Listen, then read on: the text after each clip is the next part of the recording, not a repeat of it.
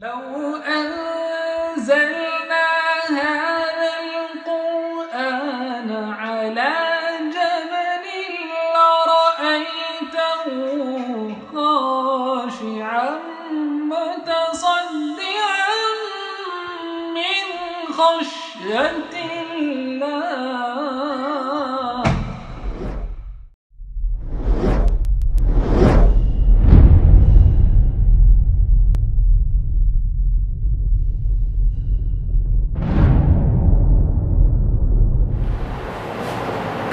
الله. الحمدللہ وحدہ والصلاة والسلام علی من لا نبی بعدہ. واعوذ باللہ من الشیطان الرجیم. بسم اللہ الرحمن الرحیم. یا ایھا الناس قد جاءتکم موعظۃ من ربکم وشفاء لما فی الصدور وہدی ورحمۃ للمؤمنین. بسم اللہ الرحمن الرحیم. وَلَقَدْ يَسَّرْنَا الْقُرْآنَ لِلذِّكْرِ فَهَلْ مِن مُّدَّكِرٍ. بسم اللہ الرحمن الرحیم. رب اشرح لی صدری ویسر لی امری واحلل عقدۃ من لسانی یفقہوا قولی. عزیز سامعین و سامعات، السلام علیکم ورحمۃ اللہ وبرکاتہ. درس قرآن مجید میں آپ سبھی کا تہہ دل سے خیر مقدم ہے. جیسا کہ آپ سبھی کو معلوم ہے کہ ہم سب سے پہلے آپ کی خیریت پوچھتے ہیں. تو کیسے آپ سبھی لوگ؟ اللہ تعالیٰ کرے کہ آپ سبھی بہت اچھے ہوں، خوشحال ہوں، محفوظ ہوں، اور اللہ تعالیٰ کرے کہ آپ کے ایمان اعمال صالحات میں ترقی ہوتی رہے، اور اللہ تعالیٰ کرے کہ وہ آپ سے راضی ہو جائے. آمین. اب ہم لوگ بڑھتے ہیں بغیر کسی تاخیر کے درس قرآن کی جانب. درس قرآن مجید میں سب کو معلوم ہے سورہ بنی اسرائیل چل رہی ہے سلسلے وار، اور سورہ بنی اسرائیل میں ہم لوگوں نے لاسٹ ویک تک جانا تھا اپ ٹو آیت نمبر 96 نا. تو آج کا درس آیت نمبر 97 آنورڈز ہوگا، لیکن حسب معمول پہلے ہم لوگ لاسٹ ویک کا کوئک ریویژن لیں گے، پھر اس کے بعد آگے بڑھیں گے انشاءاللہ. تو لاسٹ فرائیڈے کو ہم لوگوں نے جانا تھا سورہ بنی اسرائیل کی آیت نمبر 89 سے لے کے 96 تک. تو آیت نمبر 79 سے آگے کی طرف لاسٹ ویک کا ریویژن ہم آپ کو کرا دیں گے بہت چھوٹا سا جلدی سے. آیت نمبر 89 ہے. اعوذ باللہ من الشیطان الرجیم. بسم اللہ الرحمن الرحیم. اور ہم نے پھر کر بیان کی ہے لوگوں کے لیے اس قرآن میں ہر طرح کی مثالیں، لیکن اکثر لوگ انکار اور کفران نعمت ہی پر اڑے ہوئے ہیں. اللہ تعالیٰ نے واضح کیا کہ قرآن مجید میں نصیحت اخذ کرنے کے لیے ساری مثالیں موجود ہیں، لیکن اس کے بعد بھی لوگ انکار کر رہے ہیں. آگے ہے، اور انہوں نے کہا کہ ہم ہرگز آپ کی بات نہیں مانیں گے یہاں تک کہ آپ جاری کر دیں ہمارے لیے زمین سے ایک چشمہ، یا آپ کے لیے بن جائے کھجوروں اور انگوروں کا ایک باغ، پھر آپ جاری کر دیں اس کے اندر نہریں، یا آپ گرا دیں آسمان ہم پر ٹکڑے ٹکڑے کر کے جیسا کہ آپ دعویٰ کرتے ہیں، یا آپ لے آئیں اللہ کو اور فرشتوں کو ہمارے سامنے، یا آپ کے لیے سونے کا ایک محل تعمیر ہو جائے، یا آپ آسمان میں چڑھ جائیں اور ہم آپ کے آسمان میں چڑھنے کو بھی نہیں مانیں گے یہاں تک کہ آپ اتار لائیں ایک کتاب جسے ہم خود پڑھ لیں. تو یہ تھے ان کے مطالبات مشرکین مکہ کے رسول اللہ صلی اللہ علیہ وسلم سے کہ آپ کو رسول ہم تب تک تسلیم نہیں کریں گے جب تک آپ ایسے حسی معجزات ہمیں نہیں دکھا دیتے، ہر خرق عادت چیز ہمیں نہیں دکھ جاتی، تب تک ہم آپ کو رسول تسلیم نہیں کریں گے. تو اس طرح کی بےہودہ مطالبات کیے، اور اس کا مقصد ظاہر ہے کہ یہ نہیں تھا کہ یہ جیسے ہی ہو جائے گا ہم سب ایمان والے ہو جائیں گے، بلکہ یہ ایک اعتراض تھا رسالت کو کی تکذیب کرنے کے لیے کہ ہم آپ کو اس لیے نہیں مان رہے ہیں. تو اللہ تعالیٰ نے کیا جواب دیا؟ آیت نمبر 93 میں ہی ہے آگے کہ آپ کہہ دیجئے کہ میرا رب پاک ہے، میں نہیں ہوں مگر ایک بشر رسول. تو اللہ تعالیٰ نے اتنا مختصر اور اتنا جامع جواب دینے کے لیے کہا کہ آپ کہہ دیجئے کہ میں تو بشر ہوں، میں تو ایک رسول ہوں، اور رسول کا کام یہ نہیں ہوتا کہ وہ ایک جادوگر کی طرح آپ چوکتے بازی کرے، وہ کرتب دکھاتا پھرے معذاللہ، یا تو خدائی دعویٰ نہیں کیا رسول اللہ نے کہ وہ کچھ بھی کرے، کچھ بھی کر سکتے ہو، ہر چیز کی قدرت رکھنے کا کلیم کیا، ایسا کبھی بھی نہیں کیا. تو اللہ تعالیٰ تو پاک ہے، ساری قدرت تو اس کے ہاتھ ہے. تو اللہ تعالیٰ نے واضح کر دیا کہ آپ کہہ دیجیے میں رسول ہوں اور بشر ہوں. بشر ہونے کا بھی اقرار کرنا ہے اور رسول ہونے کا بھی، اور بشر خاص ہوا ہے رسول ہونے سے ہی. آیت نمبر 94 میں ہم لوگوں نے جانا تھا، اور نہیں روکا لوگوں کو ایمان لانے سے جبکہ ان کے پاس ہدایت آ گئی، مگر اس بات نے کہ انہوں نے کہا کیا اللہ نے بھیجا ہے ایک بشر کو رسول بنا کر. تو رسالت کا انکار بشر ہونے کی وجہ سے کیا گیا، بشریت کے بنیاد پر کیا گیا کہ آپ تو انسان ہیں ہمارے جیسے، اور آپ کو اللہ نے رسول بنا کر بھیجا ہے، مطلب کہ آپ کے بشر ہونے کی وجہ سے ہم آپ کو رسول نہیں مانیں گے. آیت نمبر 95 میں ہم لوگوں نے جانا تھا کہ آپ فرمائیں گے کہ اے زمین، اگر زمین میں فرشتے آباد ہوتے، اطمینان سے چلتے پھرتے، تو ہم ضرور ان پر آسمان سے کسی فرشتے کو ہی رسول بنا کر بھیجتے.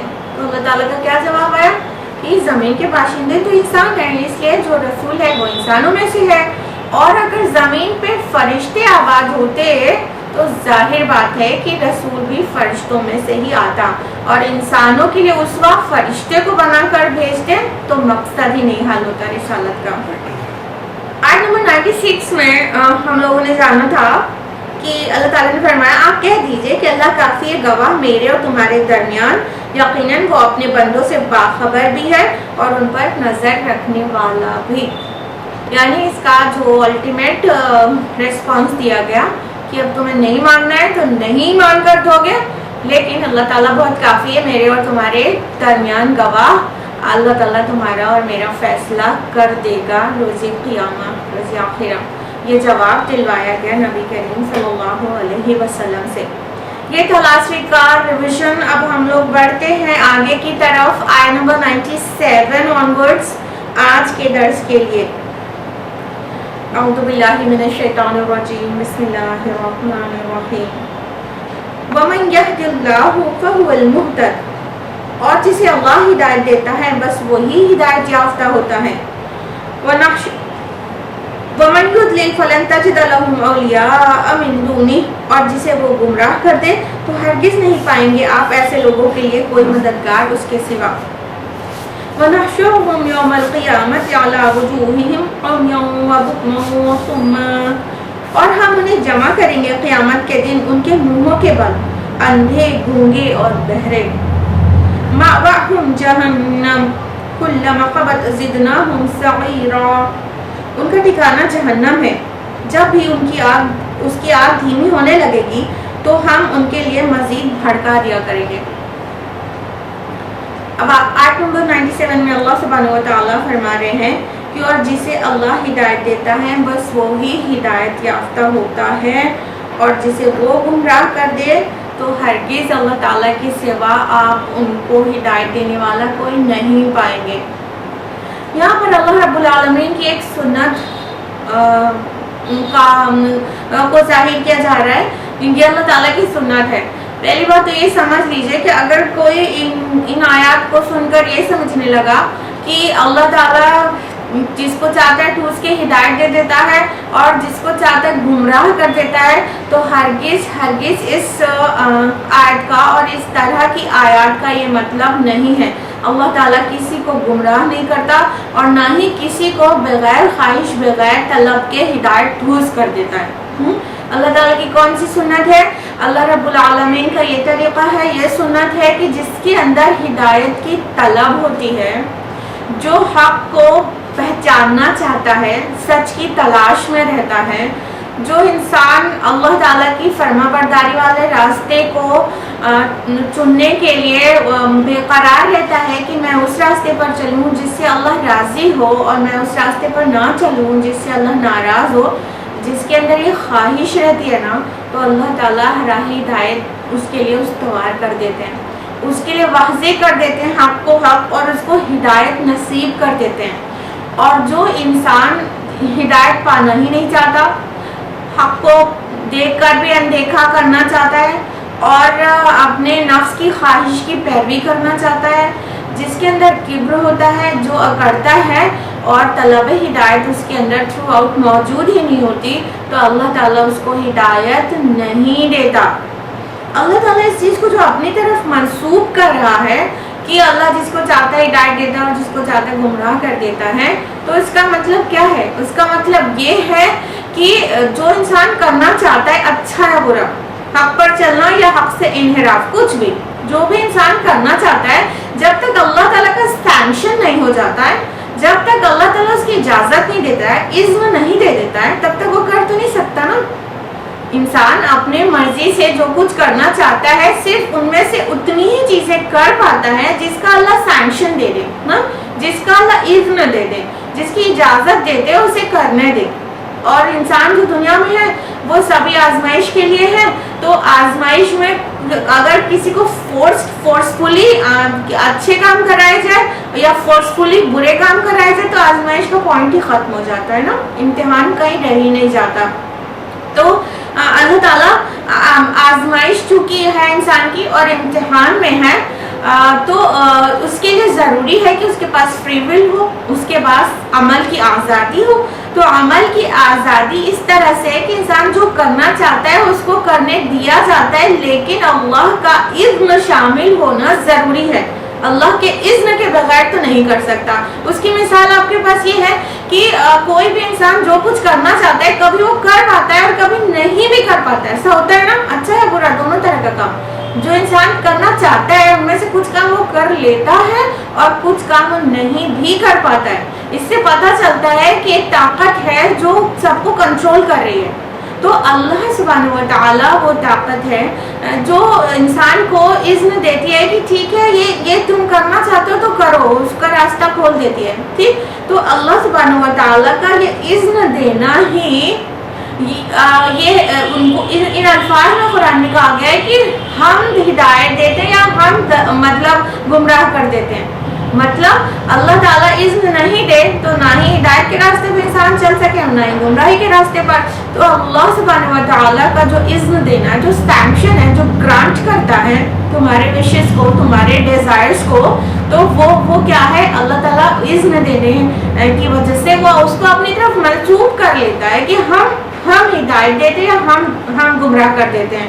تو یہاں پر یہ بات واضح کی جا رہی ہے کہ اللہ جسے چاہتا ہے ہدایت دے دیتا ہے اور جسے چاہتا ہے وہ گمراہی اس کے نصیب میں آ جاتی ہے۔ تو کس طرح کس کو اللہ ہدایت دے دیتا ہے، کس کو ہدایت کا سینکشن کر دیتا ہے، کس کو؟ جو طلب رکھتا ہے نا، طلب۔ بہت واضح انداز میں کہا گیا سورہ انفال سورہ نمبر 8 آیت نمبر 23 میں کہ اگر ہم ان کے اندر کوئی خوبی دیکھتے تو ان کو سننے کی توفیق دے دیتے۔ اب یہ کون سی خوبی ہے؟ یہ طلب ہدایت ہے۔ جو انسان ہدایت پانا چاہتا ہے وہ یہی خوبی ہے اس کی، تو اللہ تعالیٰ اس کو ہدایت دے دیتا ہے، اس کو راہ ہدایت اس کے سامنے کھول دیتا ہے اور اس پر چلنا اس کے لیے آسان بنا دیتا ہے۔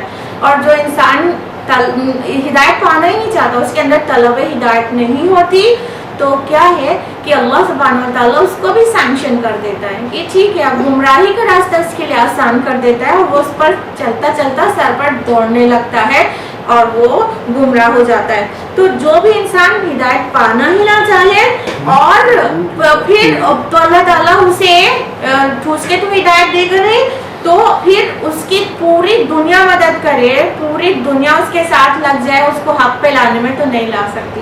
یہی بات کہی گئی ہے کہ آپ اس کا کوئی مددگار نہیں پائیں گے جس کو اللہ گمراہ کر دے۔ یعنی وہ گمراہ ہونا چاہتا تھا، وہ نہیں چاہتا تھا ہدایت پر چلنا، رب کی رضا والے راستوں پر چلنا نہیں چاہتا تھا، تو اللہ تعالیٰ نے سینکشن کر دیا، اور اللہ تعالیٰ جس کو سینکشن کر دے گمراہی، تو پھر پوری دنیا انکلوڈنگ رسول مل کے اس کو ہدایت نہیں دے سکتے۔ اللہ لا یہدی القوم الفاسقین، سورہ توبہ سورہ نمبر 9 آیت نمبر 24۔ اللہ تعالیٰ فاسقوں کو، نہنجاروں کو ہدایت نہیں دیتا۔ مطلب چاہے ہی نہ انسان ہدایت پانا اور اللہ ٹھوس کے ہدایت دے دے تو ایسا نہیں ہوتا، یہ اللہ کی سنت کے خلاف بات ہے۔ ان کے لیے کہا جا رہا ہے کہ ایسے لوگ جو جن کے اندر طلب ہدایت نہیں ہوتی، یعنی جو گمراہ ہو جاتے ہیں، ان کو اللہ تعالیٰ فرما رہے ہیں کہ قیامت کے دن وہ اپنے منہوں کے بل چلتے ہوئے بل آئیں گے، مطلب منہ کے بل چلائیں گے اللہ تعالیٰ ان کو روز قیامت، اور وہ اندھے ہوں گے، گونگے ہوں گے اور بہرے ہوں گے۔ اللہم لا تجعلنا منہم۔ یہ ان کی سزا ہے جو انہوں نے کمایا۔ جو بھی انسان جرم کرتا ہے اس کی سزا اس کی مناسبت سے ہونا چاہیے نا، the punishment should be fit to the crime نا۔ تو جو جیسا انہوں نے گمراہی کے راستے اختیار کیا تھا، جس ٹائپ کی حرکت انہوں نے دنیا میں کی تھی، اسی ٹائپ کی پنشمنٹ ان کو روز قیامت ملے گی۔ کیا ہے کہ ایک تو منہ کے بل گھسیٹتے ہوئے لایا جائے گا، جہنم میں ڈالا جائے گا، اس سے ان کی ذلت پتہ چل رہی ہے، اور اندھے ہوں گے، گونگے ہوں گے، بہرے ہوں گے۔ کیونکہ انہوں نے حق کو دیکھنے سے وہ دنیا میں اندھے بنے رہے، اس لیے روز قیامت اندھے ہوں گے۔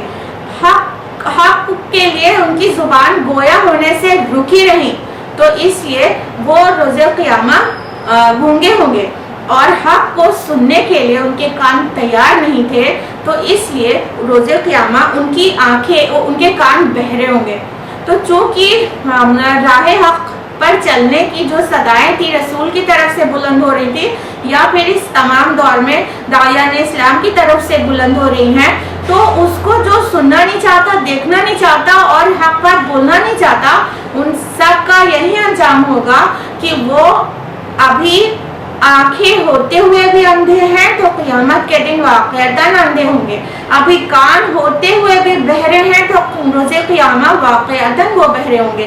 ابھی ان کی زبانیں ہیں جو حق بول سکتی ہیں اور صحیح غلط میں تمیز کر سکتی ہیں، اور حق بات کہنے والے کے ساتھ اپنی زبان استعمال کر کے حق باتیں کہی جا سکتی ہیں، لیکن نہیں کر رہی ان کی زبانیں یہ، تو روز قیامت واقعتاً وہ گونگے ہوں گے۔ تو یہ بالکل ان کی سزا ان کی مناسبت سے ہے گناہوں کی، کہ جس طرح سے وہ دنیا میں اللہ تعالیٰ نے ان کو آنکھ، کان اور زبان دی تھی، اس کا استعمال نہیں کیا، اس کا پازیٹیو استعمال نہیں کیا، بلکہ ان سبھی کو استعمال کیا خواہش نفس میں، تو اللہ تعالیٰ نے روز قیامت ان کے لیے پنشمنٹ رکھی ہے کہ وہ اندھے، بہرے اور گونگے بنا کر اٹھائے جائیں گے، اور منہ کے بل اٹھا کے جہنم میں ان کو ڈالا جائے گا۔ یہ ان کی ذلت سارا زمانہ دیکھ لے گا، سارے قیامت میں جو لوگ، سارے آدم سے لے کے قیامت تک کے لوگ جو جمع ہوں گے، وہ سب دیکھ لیں گے کہ کس طرح ذلیل کیا جا رہا ہے۔ فرمائے گا ان کا ٹھکانہ جہنم ہے، جب بھی اس کی آگ دھیمی ہونے لگے گی تو ہم ان پر مزید بھڑکا دیا کریں گے۔ اللہم لا تجعلنا معہم۔ فرمایا کہ یہ اس طرح سے جہنم میں الٹیمیٹلی ڈال دیے جائیں گے، اور جب اس کی آگ، یہاں دنیا کی آگ پہ تصور نہ کریے کہ جیسے آگ ہے تھوڑا سا سرد ہونے لگتی ہے کچھ دیر کے بعد، جتنی زیادہ تیز آگ ہو وہ اتنی دیر تک جل سکتی ہے، لیکن پھر تو سرد ہونے لگتی ہے نا۔ تو جہنم کی آگ ایسی نہیں ہے کہ وہ ٹھنڈی ہو جائے گی اور پھر ایک مدت جلنے کے بعد تھوڑی سی راحت مل جائے گی ان کو، نہیں، جب وہ آگ ذرا سی بھی اس کی گرمی کم ہونے لگے گی تو اللہ تعالیٰ مزید بھڑکا دے گا۔ اللہ اکبر، کتنی عبرت کا مقام ہے کہ انسان کو دنیا میں پتہ چل گیا کہ ایسا ہوگا، ابھی بھی وہ نصیحت اخذ کر لے، ابھی بھی وہ راہ حق پر چلنے والا بن جائے۔ تو جہنم میں نہ ہی آگ ٹھنڈی کی جائے گی، کم اس کی گرمی کم ہوگی، اور نہ ہی اسکن کے پورے جل جانے اور روسٹ ہو جانے کے بعد جو جلنے کا احساس ہے وہ کم ہوگا۔ اس کے بارے میں بھی کہا گیا نا سورہ نساء سورہ نمبر 4 آیت نمبر 56 میں کہ جن لوگوں نے انکار کیا جب ان کو جہنم میں ڈال دیں گے تو ان کی کھالیں جب جل جائیں گی تو ہم ان کو نئی کھالیں تبدیل کر دیں گے تاکہ جلنے کا مزہ چکھتے رہیں۔ یعنی کہ جو اسکن میں پین ریسیپٹرز ہوتے ہیں نا، تو اسکن زیادہ ریسپانسبل ہے پین کو فیل کرانے میں۔ تو جب اسکن، اگر آپ کو پتا ہو ڈاکٹر سے پوچھئے، ڈرمیٹولوجسٹ سے پوچھئے کہ جب اسکن پوری جل جائے، کسی کی برن ہو جائے، تو پھر اس میں پن چبھا کے دیکھتے ہیں کہ مطلب کتنا گہرا زخم ہے، تو اگر وہ پن سے چبھانے سے کچھ فیل ہو رہا ہے تو مطلب کہ زخم ہلکا ہے۔ تو اسکن جب پوری طرح سے جل جاتی ہے تو پھر ٹچ کریں اور پن چبھائے کچھ بھی کریں احساس نہیں ہوتا۔ ٹھیک ہے، اس کی سینسٹیوٹی ختم ہو جاتی ہے، کم ہو جاتی ہے. برین سے بھی تھوڑا سینس آتا ہے، لیکن اسکن سے سب سے زیادہ جو پین ریسیپٹرز ہوتے ہیں وہ اسکن میں ہی ہوتے ہیں. تو جب قیامت کے دن جب جہنم میں ڈالے جانے کے بعد آگ ٹھنڈی ہونے لگے گی، اللہ اس کو اور بھڑکا دے گا. جب اسکن پوری روسٹ ہو جائے گی تو ان کو جلنے کا احساس کم ہونے لگے گا، جو جلن ہے، جو تکلیف ہے وہ کم ہونے لگے گی. تو اللہ نئی کھالیں تبدیل کر دے گا، اور نئی کھال آنے کے بعد پھر سے وہ یہی تیز جلن کو محسوس کریں گے. اللہ تعالیٰ جہنم سے بچائے. بہت دعا کیا کریے، اللہم انی اسألک واعوذ بک من النار، اللہم انی اسألک الجنہ واعوذ بک من النار، اللہم انی اسألک الجنہ واعوذ بک من النار، اللہم اجرنی من النار، اللہم اجرنا من النار. آمین. آیت نمبر 98 ہے، ذالک جزاؤہم بانہم کفروا بآیاتنا، یہ سزا ہے ان کی اس بنا پر کہ انہوں نے ہماری آیات کے ساتھ کفر کیا. وقالوا اذا كنا عظاما ورفاتا انا لمبعوثون خلقا جديدا، اور انہوں نے کہا کیا جب ہو جائیں گی ہماری ہڈیاں اور چورا چورا تو کیا ہم دوبارہ اٹھا لیے جائیں گے ایک نئی مخلوق کی صورت میں. یعنی یہ سزا اس بنا پر دی جا رہی ہے کہ اللہ تعالیٰ کی آیات کو دنیا میں انسان اندیکھا کر دیتا ہے اور اس کو جھٹلا دیتا ہے، اس کے ساتھ کفر کرتا ہے. کون کون سی آیات میں سے ہوتا ہے نشانی، اور آیات نشانیاں پورے کائنات میں بکھری ہوئی ہیں. اللہ تعالیٰ کی وحدانیت کی بھی آیات بکھری ہوئی ہیں اور بعث بعد الموت کی بھی آیات بکھری ہوئی ہیں. ہم ہر طرح سے دیکھ کر یہ نتیجہ نکال سکتے ہیں کہ اللہ ایک ہے اور ایک ہی ہو سکتا ہے، ایک ہی معبود ہے اور ایک ہی معبود کی عبادت کرنی چاہیے. یہ ہم اپنے گرد و پیش میں بکھری ہوئی ہر ایک چیز سے پتہ لگا سکتے ہیں نا. اور ساتھ ہی مر جائیں گے تو دوبارہ زندہ کیے جائیں گے. یہ کوئی عجیب بات نہیں ہے، کیونکہ ہمارے اراؤنڈ بہت ساری ایسی نشانیاں ہیں جو ہم شب و روز دیکھتے رہتے ہیں، وٹنس ہوتے رہتے ہیں کہ موت کے بعد زندگی ہوتی ہے. زمین ایک دم بنجر پڑی رہتی ہے، پھر بارش ہوتی ہے، وہ پھر اس سے زندہ چیزیں سبزہ نکلنے لگتا ہے نا. انسان زندہ ہے، اس سے نیلز ہے، ہیئر ہے، یہ زندہ نہیں مانا جاتا ہے. تو یہ زندہ سے مردہ نکلنے لگتا ہے. اور کس طرح سے مطلب بے جان چیزوں سے جاندار، زمین بے جان ہے نا، سوائل بے جان ہے، اس سے ایک جاندار چیز جو کہ سائنس اس کو جاندار مانتی ہے، پلانٹس ویجیٹیشن، وہ جاندار چیز نکلنے لگتی ہے. تو یہ ہم شب و روز دیکھتے رہتے ہیں، اس کا مشاہدہ کرتے رہتے ہیں کہ اللہ تعالیٰ زندے کو مردے سے، مردے کو زندے سے نکالنے پر قادر ہے. نہ جانے کتنی نشانیاں ہمارے اراؤنڈ بکھری ہوئی ہیں بعث بعد الموت کی. صرف اتنا ہی نہیں، قرآن حکیم میں سورہ بقرہ میں 3-4 مقامات پر بعث بعد الموت کا مشاہدہ انسانوں نے دنیا میں بھی کیا ہے. اس کا ذکر بھی ہے. موسیٰ علیہ السلام جب کوئی دور پر گئے تھے تو وہاں پر انہوں نے جو ڈیمانڈ کر لی تھی کہ اللہ تعالیٰ کو ہمیں دیکھنا ہے سامنے سے، تو ان پر بجلی گری تو سب کے سب مر گئے تھے. پھر موسیٰ علیہ السلام نے دعا کی تھی ان کی زندگی کی، پھر وہ مرنے کے بعد دوبارہ جلائے گئے تھے. اور ساتھ ہی سورہ بقرہ میں یہ بھی جو گائے والا واقعہ ہے کہ ایک شخص جو مر جاتا ہے تو اس کو اللہ تعالیٰ کی طرف سے حکم ہوتا ہے موسیٰ علیہ السلام کو کہ گائے ذبح کر کے اس کا ٹکڑا اس کو ٹچ کیا جائے گا تو زندہ ہو جائے گا. پھر وہ اپنے قاتل کا نام بتا دے گا، اور ایسا کیا جاتا ہے. وہ مر چکا رہتا ہے، پھر وہ دوبارہ زندہ ہو جاتا ہے. ہاں، دوبارہ زندہ ہو جاتا ہے، بتا کر پھر مر جاتا ہے. اور عزیر علیہ السلام کو اللہ تعالیٰ نے 100 سال تک موت دے دی تھی اور پھر ان کو زندگی دے دی 100 سال کے بعد. تو اس طرح سے دنیا میں بھی اپنی انہی آنکھوں سے جو سر میں لگی ہے، ان آنکھوں سے بھی انسانوں نے مشاہدہ کیا ہے بعث بعد الموت کا. ٹھیک ہے، کہ موت کے بعد دوبارہ زندہ ہو سکتا ہے. یہ اور پھر کائنات میں بکھری ہوئی ہر ایک چیز، بہت ساری چیز اس بات کا ثبوت فراہم کر رہی ہے کہ اللہ تعالیٰ کے لیے بہت آسان ہے. تو جو انسان نہیں مان رہا ہے بعث بعد الموت کو، جو موت کے بعد والی زندگی اور حساب و کتاب اور سوال و جواب اور جزا اور سزا کو نہیں مان رہا ہے، وہ اللہ کی آیات کا، اللہ کی نشانیوں کا انکار کر رہا ہے. یہ اس کی ہٹ دھرمی ہے اور کچھ بھی نہیں. تو ایسے روشن خیال لوگ ابھی نہیں، یہ صدیوں پہلے بھی پائے جاتے تھے. کہ کیا ہم ہڈی ہو جائیں گے, چورا چور ہو جائیں گے, پھر سے زندہ کیے جائیں گے. یہ ان کے لیے عجیب بات تھی. یہ روشن خیال جان بوجھ کر کہہ رہے ہیں نا.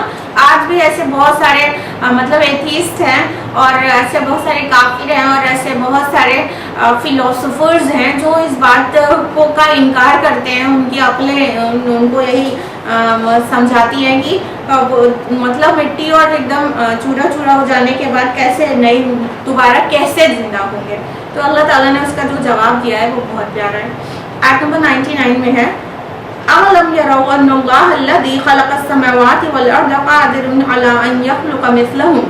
کیا انہوں نے غور نہیں کیا کہ وہ اللہ جس نے آسمانوں اور زمین کو پیدا کیا وہ اس پر قادر ہے کہ ان جیسے پھر پیدا کر دے. وَجَعَلَ لَهُمْ أَجَلًا لَا رَيْبَ فِيهِ فَأَبَى الظَّالِمُونَ إِلَّا كُفُورًا. اور اس نے مقرر کیا ہے ان کے لیے ایک وقت معین جس میں کوئی شک نہیں, مگر ان ظالموں نے انکار ہی کیا سوائے کفر کے اور کفران نعمت کے. یعنی اللہ پاک کا یہاں پر جواب آ رہا ہے, مختلف جگہوں پر مختلف جواب آیا ہے. اور یہاں پر کیا جواب آیا ہے کہ کیسے یہ کہتے ہیں کہ ہم تم کو دوبارہ نہیں پیدا کر پائیں گے. کیسے کہتے ہیں؟ کیا انہوں نے دیکھا نہیں ہے کہ اللہ تعالیٰ نے آسمان اور زمین کو پیدا فرمایا ہے؟ یعنی اللہ تعالیٰ اپنی قدرت کا جواب دے رہے ہیں کہ اللہ تعالیٰ کی قدرت میں تو یہ ہے کہ اس نے آسمان اور زمین کو سے وجود میں لا دیا, آؤٹ آف نتھنگ بنا دیا. ٹھیک ہے, جب کچھ بھی نہیں تھا اس کی کلمہ کن سے سب وجود میں آ گیا. تو جو ذات اتنی بڑی قدرت والی ہو, قادر مطلق ہو, جس ذات کے بس میں یہ ہو کہ وہ آسمانوں کو بنا دے اور زمین کو بنا دے اور پوری کائنات میں جو کچھ بھی ہے اتنا بڑا, اتنا زیادہ, اتنی وسیع اور عریض کائنات ہے. یہ زمین جس پر ہم رہتے ہیں وہ پن پوائنٹ کی بھی حیثیت نہیں رکھتی. نہ صرف زمین, ایک سورج بھی پوری کائنات میں پن پوائنٹ کی بھی حیثیت نہیں رکھتا. اتنی وسیع اور عریض کائنات جس کو ایسٹرونومرز کہتے ہیں کہ ہم اپنے ٹیلیسکوپ سے بھی کائنات کا ایک بہت چھوٹا حصہ دیکھ پاتے ہیں اور اکثر حصہ نہیں دیکھ پاتے. اور جتنا ڈسکورڈ ہے, نون ہے, وہ اتنا وسیع ہے کہ اتنے میں بھی ہمارا پورا سولر سسٹم کی کوئی مطلب حیثیت نہیں ہے اس کے سائز کے لحاظ سے. تو اتنی وسیع ہے کائنات. اتنا کچھ بنا دینے والے کے لیے کیا مشکل ہے کوئی انسان کو دوبارہ پیدا فرما دے.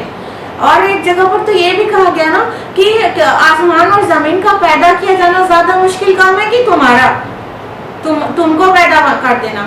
اور ایک لاجیکل آرگیومنٹ یہ بھی ہے کہ کوئی چیز کو پہلی بار بنانا مشکل ہوتا ہے, اس کو دہرانا آسان ہوتا ہے. اب ایک بار کوئی چیز بنانا آپ کو آ جائے گا تو وہ چیز دوبارہ آسانی سے بن جائے گی نا. تو اللہ تعالیٰ نے جب تم کو پہلی بار پیدا فرما دیا, جب تم کچھ بھی نہیں تھے, مدرس ہوم میں 9 منتھس رہے ہو, اس کے پہلے تم کہیں بھی نہیں ایگزسٹ کرتے تھے, اور پھر پیدا ہوئے ہو 9 منتھس کے بعد, تو پھر وہ جو تمہارا وجود پتہ چلا کہ دنیا کو کہ تم ہو. ہاں, اس سے پہلے تو نہیں تھے نا. اپنی لائف پہ 9 منتھس ایڈ کر لیجیے, اس سے پہلے تو تم کہیں بھی ایگزسٹ نہیں کرتے تھے نا.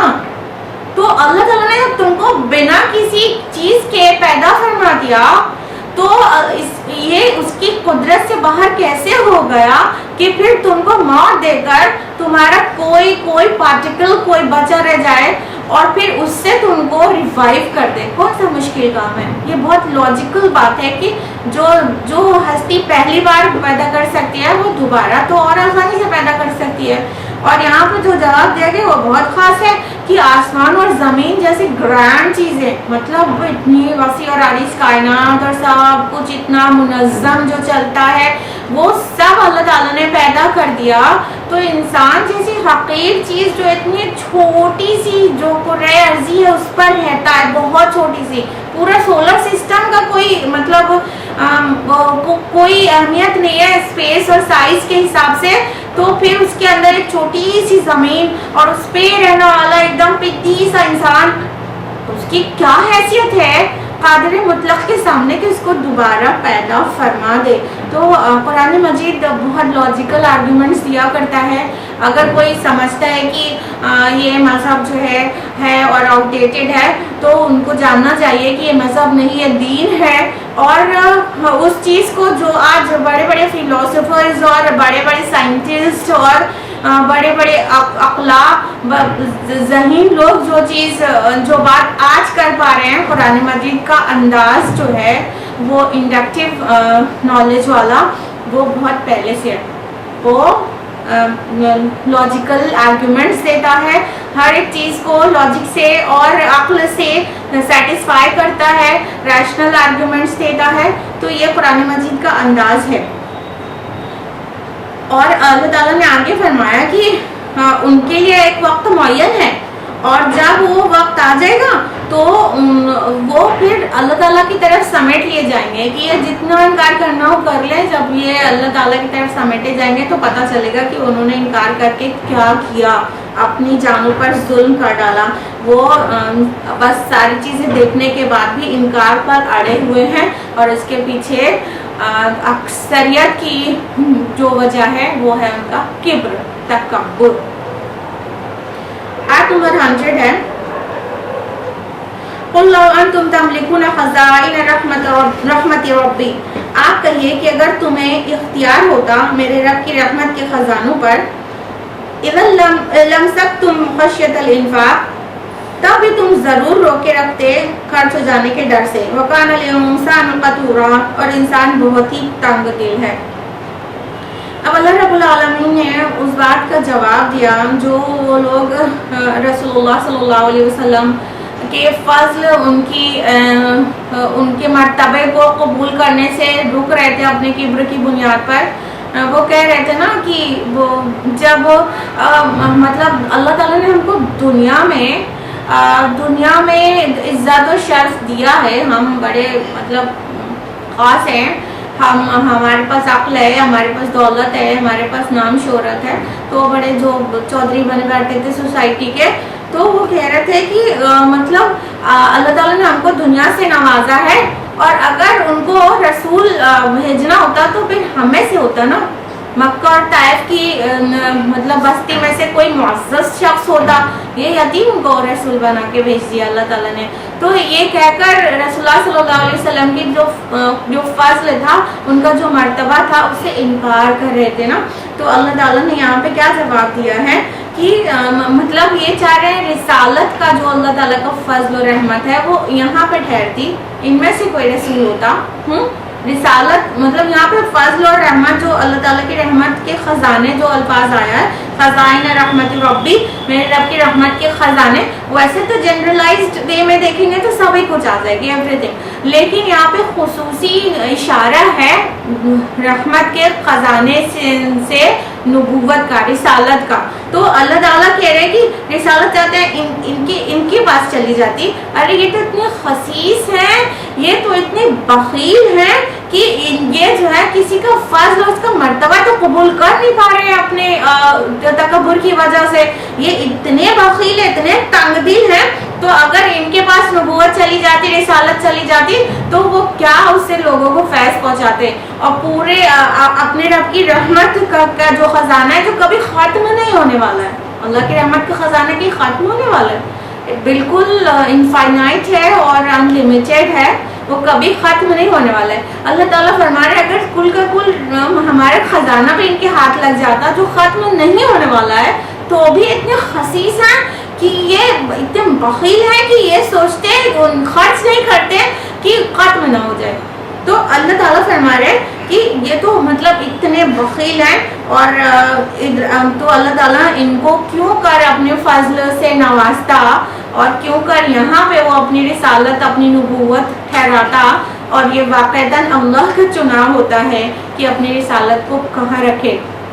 تو اللہ تعالیٰ نے قریش میں سے جو متکبر تھے وہاں پہ اپنی رسالت نہیں رکھی. بنی اسرائیل جو اکڑ رہے تھے کہ بنی اسرائیل سے آئے گا آخری نبی، وہاں پہ اپنی رسالت آخری وہاں پہ نہیں رکھی. اللہ تعالیٰ نے بنی اسماعیل سے اخلاق و کردار کے अजीम तरीन मर्तबे पर फाइज शख्स को रिसालत मोहम्मद रसूलुल्लाह सल्लल्लाहु अलैहि वसल्लम। 8 नंबर 101 है वलक़द आतैना मूसा आयातिन बय्यिनात, और हमने मूसा अलैहिस्सलाम को वाज़ेह निशानियां अता की थी। 9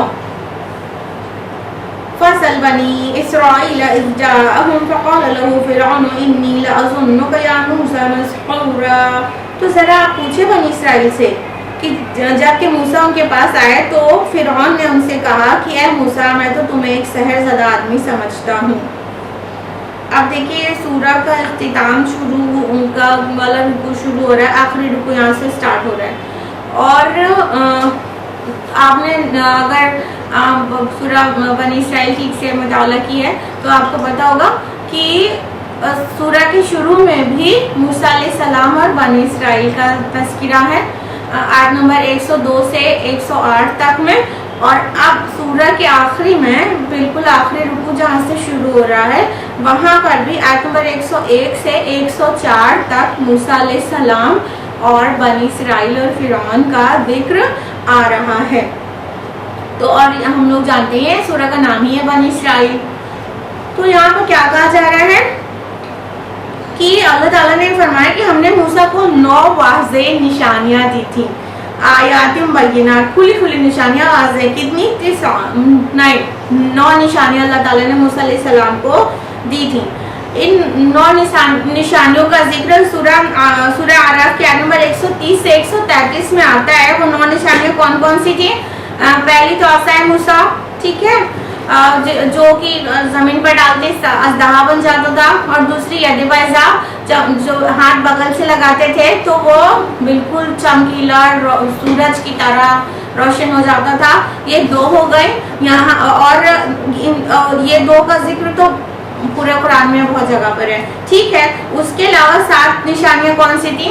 कहत साली, फलों की कमी, और तूफान, टिड्डी दल, मेंढक और चिचड़ियाँ और खून।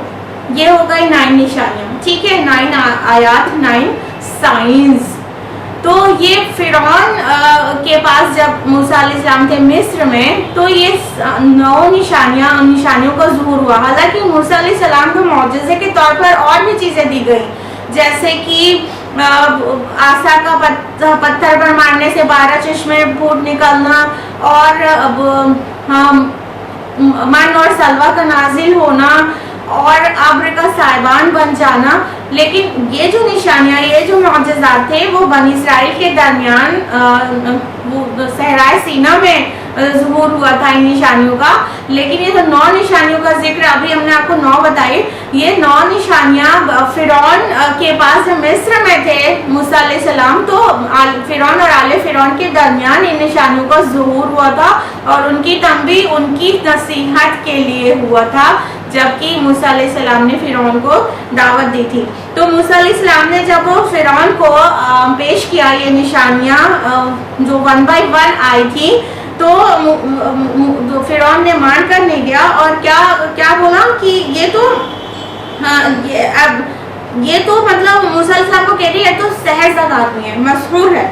और हम लोगों को अच्छी तरह से पता है ना कि यही बात रसूलुल्लाह सल्लल्लाहु अलैहि वसल्लम के लिए भी कही गई थी। 8 नंबर 47 में हम लोगों ने जाना था कि रसूलुल्लाह के लिए बोल दिया इल्ला रजुलन मसहूरा। तो ये मतलब इन ततबऊना इल्ला रजुलन मसहूरा, तुम ऐसे इंसान की पैरवी करते हो जो कि सहरज़दा है। तो यही बात रसूलुल्लाह सल्लल्लाहु अलैहि वसल्लम को कही गई थी। यहाँ पर कुफार मक्का को सुनाया जा रहा है कि देखो ये पहली बार नहीं हुआ हमारे रसूलों के साथ, ये मूसा के से भी कहा था फ़िरऔन ने कि तुम मशहूर हो।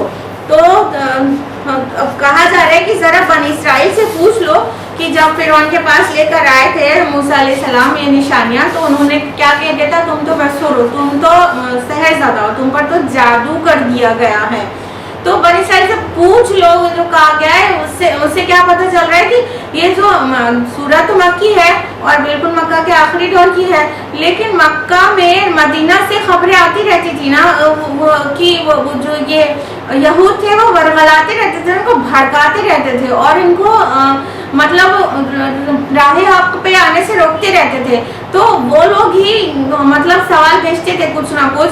तो ये जो मौजज़े की डिमांड है वो कहीं ना कहीं यहूद के लगाए हुआ इंजेक्शन था मुशरिकीन मक्का को, कि मतलब अगर इनसे कहो कि अगर ये रसूल हैं तो हमारे रसूल मूसा थे, और तो मूसा तो बड़े बड़े मौजज़ात लेकर आए थे, तो ये भी मौजज़ा दिखाए। तो ये सब उधर से भड़काया जाता था यहूदियों की तरफ से, मदीना से।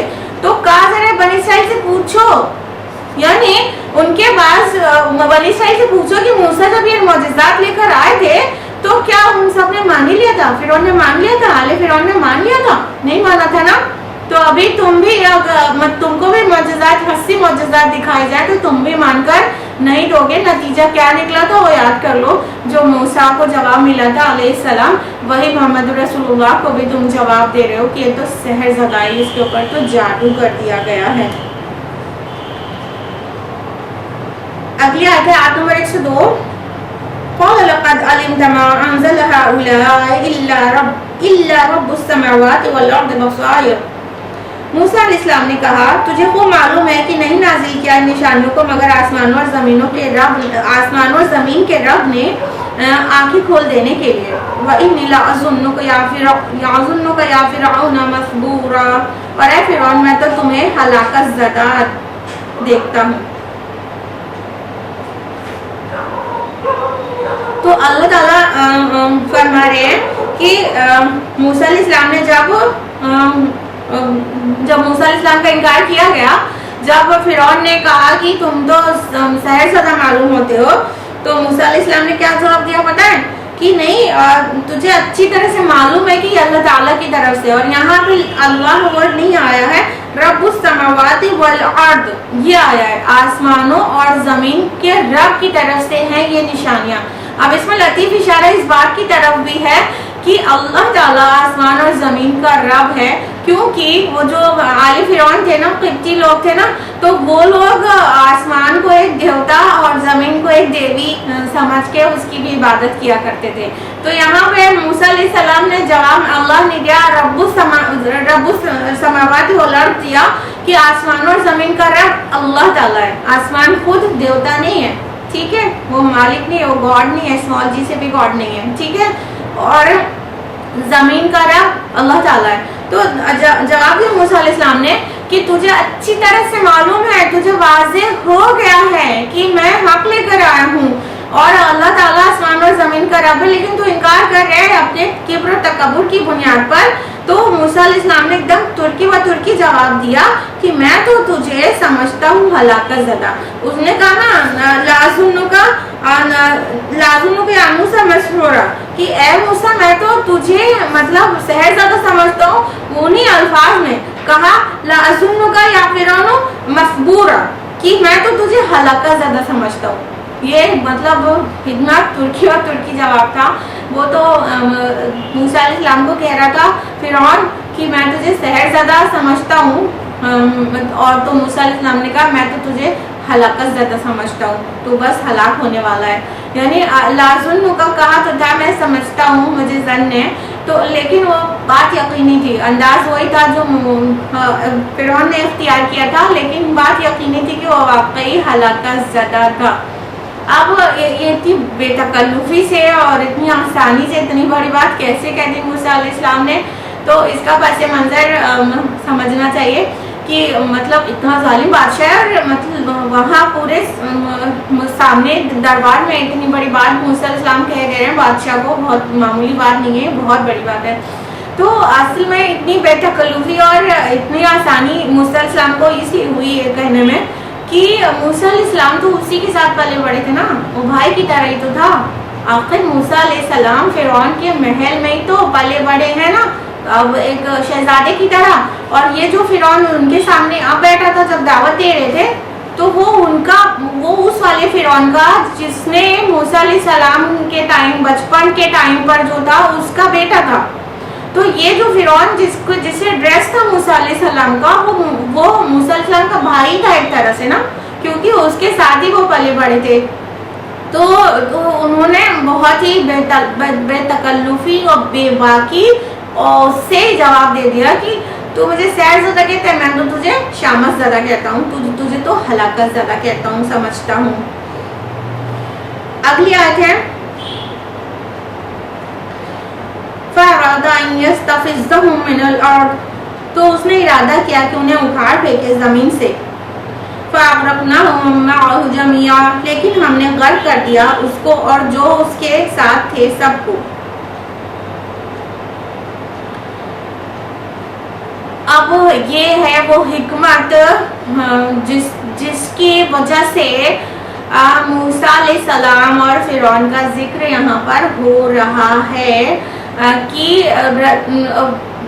مطلب مکی سورہ ہے، اور اس کے پس منظر میں ہم نے جانا کہ رسول اللہ صلی اللہ علیہ وسلم کے ساتھ بھی یہی رویہ اور یہی ریسپانس دے رکھا تھا مشرکین مکہ نے۔ آیت نمبر 76 میں ہم لوگوں نے جانا تھا نا، اس میں وَإِن كَادُوا لَيَسْتَفِزُّونَكَ مِنَ الْأَرْضِ لِيُخْرِجُوكَ کی، اور ان لوگوں نے تو ارادہ کیا کہ آپ کے قدم اکھاڑ دیں اور آپ کو زمین سے نکال دیں، یعنی مشرکین مکہ نے بھی یہی چاہا تھا نا کہ نبی کریم صلی اللہ علیہ وسلم کے قدم اکھاڑ دے اور ان کو مکہ سے نکال باہر کرے، ان کو یہاں رہنے نہ دیا جائے، ان کو اتنا مشکل میں ڈال دیا جائے۔ تو اب یہاں پر اس کا جواب آ رہا ہے موسیٰ علیہ السلام اور فرعون کے ریسپانس سے، کہ یہی بات موسیٰ کے خلاف بھی علیہ السلام فرعون نے سوچی تھی کہ ان کو اکھاڑ پھینکے زمین سے، یہاں سے نکال دیں۔ تو اس کا ریسپانس اللہ تعالیٰ نے کیا دیا؟ وہ موسیٰ علیہ السلام کو نہیں زمین سے اکھاڑنے پائے، بلکہ اللہ تعالیٰ نے فرعون کو ہی غرق کر دیا۔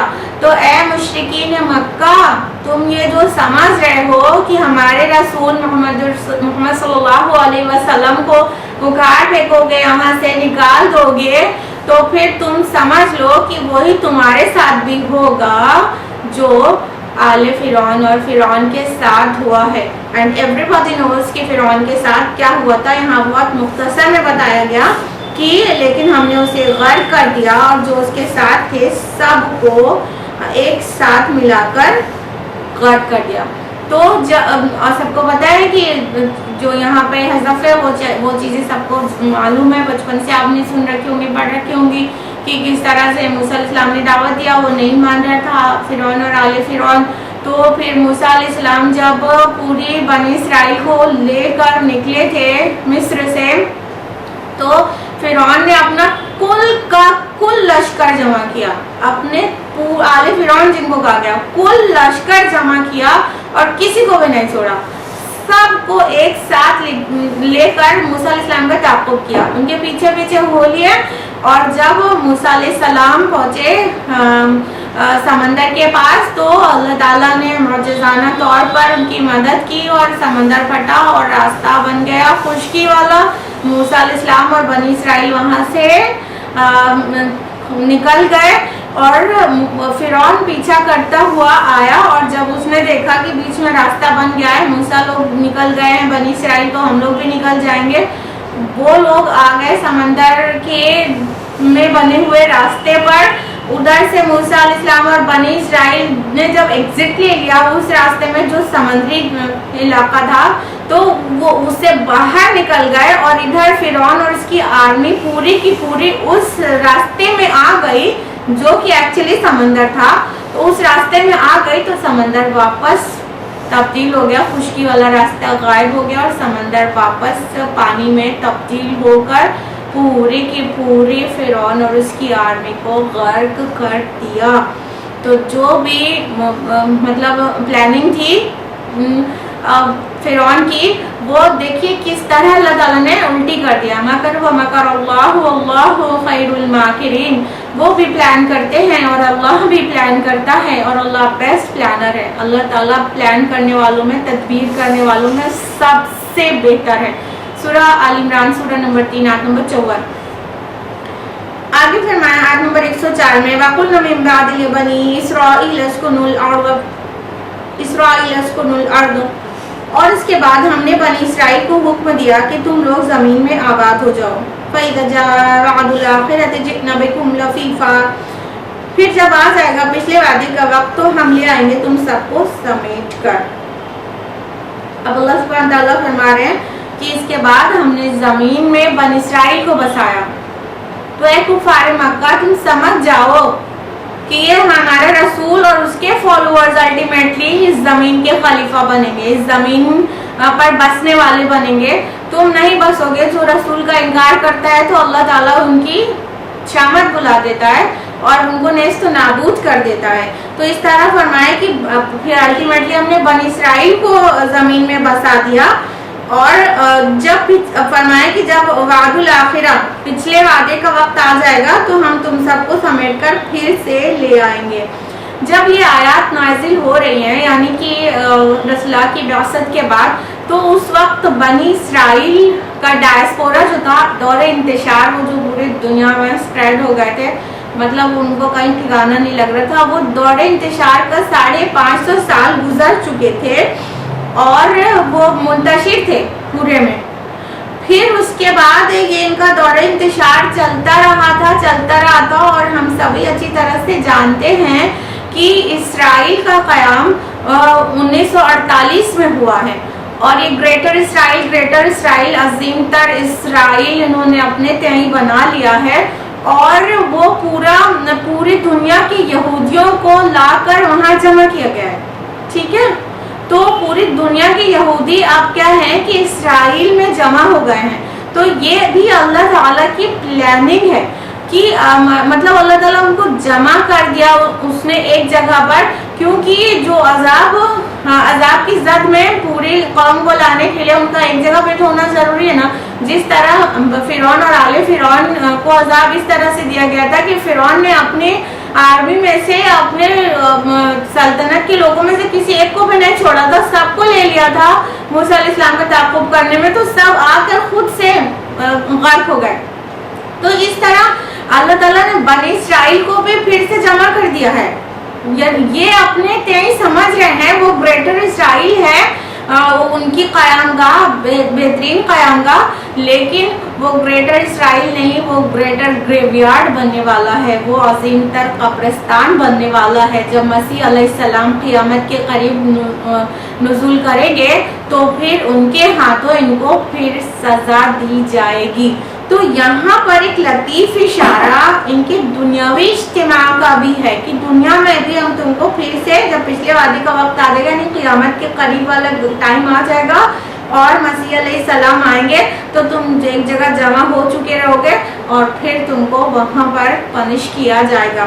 تو ایک تو یہ اشارہ ہے، لیکن اس کے ساتھ ہی جو ایک جنرل اوپینین ہے وہ یہ کہ جب آخرت میں جمع ہونا رہے گا، جب قیامت آئے گی تو سب کے سب کو واپس اللہ کی طرف جمع ہو جانا ہے۔ سب کو اللہ سمیٹ لائے گا، جمع کر دے گا، اور جمع کرنے کے بعد وہ جو ان کا حساب و کتاب ہوگا۔ تو وعد الآخرہ پچھلے وعدے کا وقت یہ قیامت کا بھی ہے، اور ایک نہ ایک طرح سے یہ کہہ سکتے ہیں کہ دنیا میں بھی جمع ہونے کی طرف اشارہ ہے، جو اسرائیل میں جمع ہو گئے ہیں ساری دنیا کے یہودی۔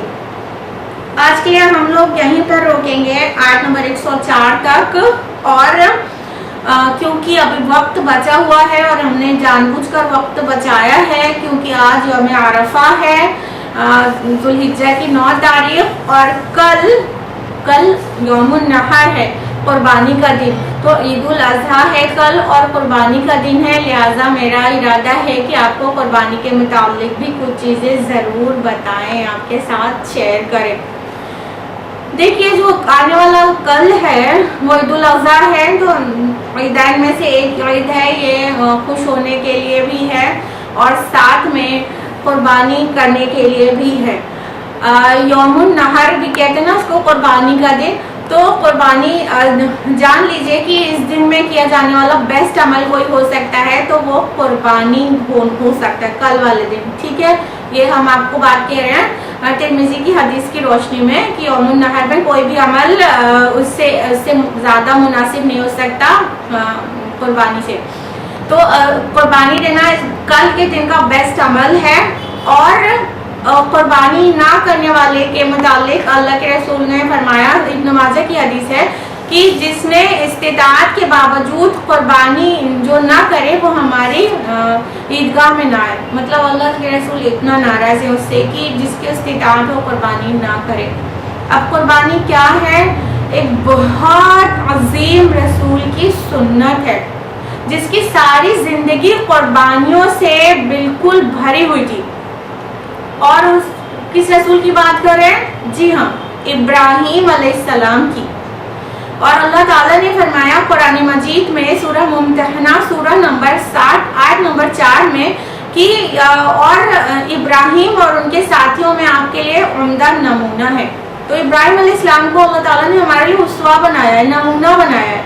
تو ابراہیم علیہ السلام کی جو زندگی جو قربانیوں اور آزمائشوں کا دوسرا نام تھی، اس سے ہمیں مطلب قربانی کی روح کو سمجھنا چاہیے کہ کس طرح ابراہیم علیہ السلام نے قربانیاں دی. دیکھیے سب سے پہلے تو ابراہیم علیہ السلام مطلب آگ میں ڈالنے کا حکم دے دیا نمرود نے وہاں کے، اور ابراہیم علیہ السلام نے اللہ تعالیٰ کی محبت میں بالکل بے خوف و خطر آگ میں کود گیا. اپنی جان کی قربانی دینے جا رہے تھے، لیکن آگ کی کیا مجال تھی کہ رسول اللہ کو وہ جلاتی، وہ ان کے لیے شاداب ہو گئی. لیکن پوزیشن تو یہ آ گئی تھی نا کہ ان کو اپنی جان کی قربانی دینا تھا.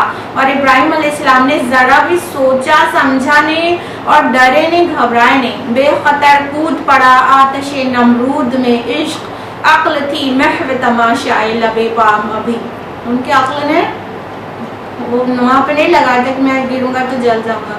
تو اپنی جان کی قربانی انہوں نے پیش کی تھی، اللہ نے بچا لی. پھر اس کے بعد ابراہیم علیہ السلام نے دعوت دی یہاں تک کہ لوگوں نے مان کر نہیں دیا اور ان کا جینا محال کر دیا اپنی بستی میں، یہاں تک کہ ان کو ہجرت کرنی پڑی. وہ وہاں سے عراق سے نکلے اور فلسطین گئے، شام گئے، عرب گئے، اللہ کی دعوت دینے کے لیے نہ جانے کہاں کہاں وہ گھومتے رہے، اور جہاں جہاں اللہ کا حکم وہاں جاتے رہے. تو اس طرح ابراہیم علیہ السلام نے ہجرت کی، اپنے والد کو چھوڑا، اپنے گھر بار کو چھوڑا، اپنے وطن کو چھوڑا، اور وہاں سے ہجرت کر کے دوسرے ملک پہنچنا پڑا ان کو اللہ کے حکم پر. تو یہ ان کی دوسری قربانی بہت بڑی تھی. پھر اس کے بعد 90 سال کے ہو گئے اور دعوت کا کام کرتے کرتے انہیں جب احساس ہوا کہ ہمیں کوئی اولاد ہو تو میرے کام کو آگے بڑھائے. 90 سال کی عمر میں انہوں نے اللہ تعالیٰ سے دعا کی تو اللہ تعالیٰ نے اولاد کی، تو اللہ تعالیٰ نے انہیں اسماعیل علیہ السلام نصیب کیا بڑھاپے کی عمر میں. اتنی دعاؤں کے بعد اتنے بڑھاپے میں ملی ہوئی اولاد کے متعلق اللہ تعالیٰ نے حکم دے دیا کہ اپنے اہل خانہ کو میرے گھر کے پاس ان کو بساؤ. اللہ اکبر. بس اٹھائی جوتی اور لیا ذات راہ میں کھجور اور پانی اور اپنی بیوی اور بچے کو لیا اور نکل گئے اور جا کر خانہ کعبہ کے نزدیک ان لوگوں کو چھوڑا اور وہاں سے واپس ہو لیے. سبحان اللہ. اتنی بڑی قربانی کی ننھا سا دودھ پیتا ہوا بچہ اور بیوی اس کو ایسی جگہ پر چھوڑ رہے تھے جہاں پہ اللہ کا حکم تھا. وہ وادی غیر ذی زراعتی، وہاں کوئی کھانے پینے کا انتظام تو کیا آدم ذات کا گزر نہیں تھا. ایسی جگہ پہ بس اللہ تعالیٰ کو حکم چھوڑ دیا. اتنی بڑی قربانی، اتنے محبوب بچے کو اور بیوی کو ایسی جگہ پہ چھوڑ کر پلٹنا، اتنی بڑی قربانی. پھر اتنا ہی نہیں، ان ساری قربانیوں کی جو معراج تھی، جو کلائمیکس تھا، وہ کیا تھا کہ جب وہ لڑکا یعنی اسماعیل علیہ السلام دوڑنے چلنے والے ہو گئے اور وہ والد کو کہیں نہ کہیں سپورٹ کرنے والے ہو گئے تو اللہ تعالیٰ کا حکم آ گیا کہ تم اس کو میرے راہ میں قربان کر دو. اور خواب میں انہوں نے دیکھا کہ ان کو ذبح کر رہے ہیں. سبحان اللہ. تیار ہو گئے اور بیٹے اسماعیل سے کہا کہ میں نے خواب میں دیکھا کہ میں تجھے ذبح کر رہا ہوں. جو جواب تھا وہ ان ایکسپیکٹڈ تھا ایک بچے کے لیے. کیا تربیت دی تھی انہوں نے جواب دیا. سورہ صافات سورہ نمبر 37 آیت نمبر 102 میں یا بتے افعل ما تؤمر ستجدنی انشاءاللہ من الصابرین. اے میرے ابا جو آپ کو حکم ملا ہے کر ڈالیے، اللہ نے چاہا تو آپ مجھے صبر کرنے والا پائیں گے. अल्लाहु अकबर। ऐसे तरबियत बच्चे की कह रहे मैं तुझे ज़बा कर रहा हूँ, ख्वाब में देखता हूँ। उसने कहा आप कर डालिए। तो अपनी औलाद को जो कुर्बानियों का जो सैक्रिफाइस का क्लाइमेक्स है, अपने बेटे को वो माथे के बल लिटाया और ज़बा करने चले थे। और हम आप सभी जानते हैं कि फिर क्या हुआ। अल्लाह ताला ने उनकी आजमाइश ली थी और बचा दिया इस्माइल अलैहिस्सलाम को, और वहाँ एक जानवर ज़बा हो गया। लिहाजा ये सुन्नत इब्राहीम अलैहिस्सलाम की आज हमारे दरमियान भी प्रैक्टिस में है। लेकिन अफसोस कि इब्राहीम अलैहिस्सलाम की जो कुर्बानियों में जो रूह थी वो क्या थी? वो क्या थी? अल्लाह की मोहब्बत, अल्लाह से वफादारी, अल्लाह की फरमाबरदारी का जज्बा। उन कुर्बानियों से आज हमारी कुर्बानियाँ बहुत हद तक खाली हैं। इब्राहीम अलैहिस्सलाम ने अल्लाह ताला के हुज़ूर बहुत कुर्बानियाँ दी, तो अल्लाह ताला ने उन्हें क्या बना दिया? दुनिया का इमाम बना दिया और खलीलुल्लाह का, अल्लाह का दोस्त। तो यही कुर्बानियाँ अपनी रूह के साथ आज फिर से दरकार है कि हम जानवर सिर्फ ज़बह ना करें, बल्कि अल्लाह ताला की मोहब्बत और फरमाबरदारी में कुर्बानी देने के पूरे एहसास के साथ जानवर ज़बह करें। क्योंकि हमारे जो जानवर ज़बह होता है उसका खून और गोश्त नहीं पहुंचता अल्लाह को, क्या पहुंचता है? तक़वा पहुंचता है। ये बात सूरह हज सूरह नंबर 22 आयत नंबर 37 में कही गई। तो जो दिलों का तक़वा है वो क्या है कि जब जानवर ज़बह करें तो ये एहसास दिल में रहे, पूरा दिल इस बात से पूरी तरह से पुर होना चाहिए कि ऐ रब, ये हमने कुर्बान तो सामने जानवर किया है, मगर ऐ इलाहुल आलमीन, अगर तेरी राह में मुझे अपनी जान और अपना खून जिगर भी बहाना पड़ा तो मैं गुरेज नहीं करूँगा, नहीं करूँगी। इस जज्बे के साथ कुर्बानी होना चाहिए, कुर्बानी की रूह होना चाहिए अल्लाह ताला की मोहब्बत, फरमाबरदारी, इस्लाम और ईमान। मगर अफसोस कि आज हमारी कुर्बानियाँ इससे खाली हैं। आज बकरे आते हैं तो फिर उनकी फ़ोटो खींची जाती है और व्हाट्सएप पर स्टेटस लगाया जाता है और फेसबुक पर डाला जाता है। रिश्तेदारों और पड़ोसियों से कंपटीशन में जानवर लिया जाता है, कितने का आपने लिया, इतने का हमने लिया, फ़ख्र तकब्बुर किया जाता है, कितने किलो का है पूछा जाता है। ये क्या हो गया हमको? किस मकसद से थी ये कुर्बानी और ये हमने उसको क्या बना डाला? याद रखिएगा कि कुर्बानी इबादत है और इबादत में रियाकारी ये सिर्फ गुनाह कबीरा नहीं है बल्कि शिर्क है। तो अपनी कुर्बानी को अल्लाह वास्ते कीजिए और उसमें रियाकारी से बचिए, दिखावे से बचिए और पूरे एहसास और शऊर के साथ कुर्बानी करें कि और कुर्बानी की जो रूह है उसके साथ करें। और सिर्फ कुर्बानी जानवर की ना करें बल्कि राहे हक में अपनी जानें कुर्बान करने के लिए तैयार रहें और आप कुर्बानियाँ दें अपने वक्त की, कुर्बानियाँ दें अपने सरमाए की राहे हक में, कुर्बानियाँ दें अपने माल की, कुर्बानियाँ दें अपने शौक की, कुर्बानियाँ दें अपनी नाजायज़ ख्वाहिशात की। इवन जायज़ ख्वाहिशात अगर राह हक में रुकावट डाल रही हैं तो उन ख्वाहिशात की कुर्बानियाँ दें, कुर्बानी दें अपने आराम की। इन सब चीज़ों की कुर्बानियाँ देना मकसूद है। अदरवाइज अगर इन रूह से खाली हुई हमारी कुर्बानी तो हमने नाहक एक जानदार की जान ली है ईद उल अज़हा के दिन। तो आप सभी से रिक्वेस्ट है कि अल्लाह वास्ते अपने जो कुर्बानी का मकसद है उसको समझें। आज के लिए इतना ही। आप सबको ईद उल अज़हा बहुत मुबारक हो इन एडवांस। कल आपको अल्लाह ताला बहुत सारी खुशियाँ दें और आपकी कुर्बानी कबूल करें। आमीन। वाखिर दावाना अल्हम्दुलिल्लाहि रब्बिल आलमीन। वस्सलामु अलैकुम व रहमतुल्लाहि व बरकातुहू।